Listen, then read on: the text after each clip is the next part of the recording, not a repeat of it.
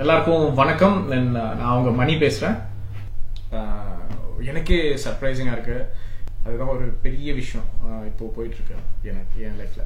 Big boss season 6ல போட்டியாளராக கலந்துகிட்டவர் தான் மணிகண்டன். இவரும் அவருடைய மனைவி நடிகை சோஃபியாவும் கருத்து வேறுபாடு காரணமா பிரிந்து வாழ்ந்துட்டு வராங்க. அண்ட் மணிகண்டன் நடிகை ஐஸ்வர்யா ராஜேஷுடைய அண்ணன். அதோட ஐஸ்வர்யா ராஜேஷ் அவங்க அண்ணன் மணிகண்டனையும் அண்ணி சோஃபியாவும் சேர்த்து வைக்க பல முயற்சி செய்திருக்காங்க. ஆனா சாதகமான முடிவு எதுவுமே வரலன்னு சொல்லப்படுது. மணிகண்டன் அண்ட் சோஃபியா பிரிவுக்கு என்ன காரணம்னு அவங்களுடைய ஃப்ரெண்ட் சர்க்கிள்ல சில விஷயங்களை சொல்லிருக்காங்க. மணிகண்டன் சினிமா அண்ட் சீரியல்ல நடிச்சிட்டு வராரு.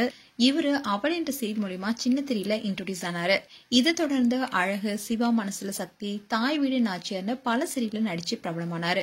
சோஃபியாவும் அட்டகத்தி படத்துல ஒரு சின்ன கேரக்டர்ல நடிச்சிருப்பாங்க. அண்ட் பல சீரியல்ல நடிச்சிட்டு வந்தாங்க.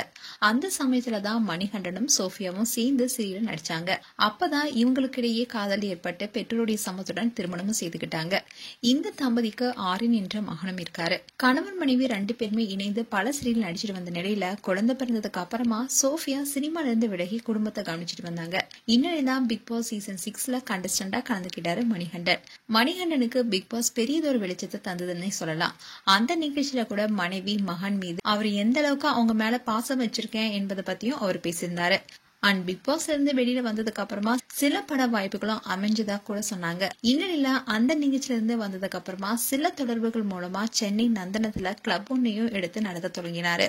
அதுல பிஸியானதுல இருந்தே அவருடைய ஃப்ரெண்ட் சர்க்கிள் மாறிடுச்சுனோ அவருடைய நடவடிக்கையில மாற்றம் தெரிய தொடங்குச்சுன்னு சொல்றாங்க.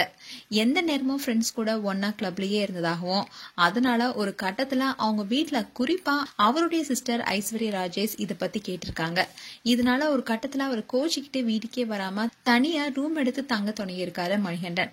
அவருடைய இந்த நடவடிக்கையால மனைவி சோஃபியாவும் ரொம்பவே அப்செட் ஆயிருக்காங்க.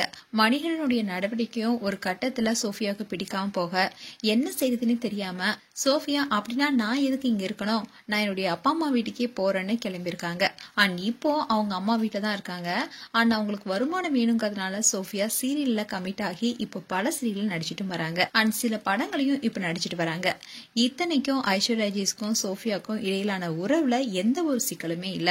ஐஸ்வர்யா சோஃபியாவை அவங்க வீட்லயே இருக்க சொன்னதா கூட சொல்றாங்க.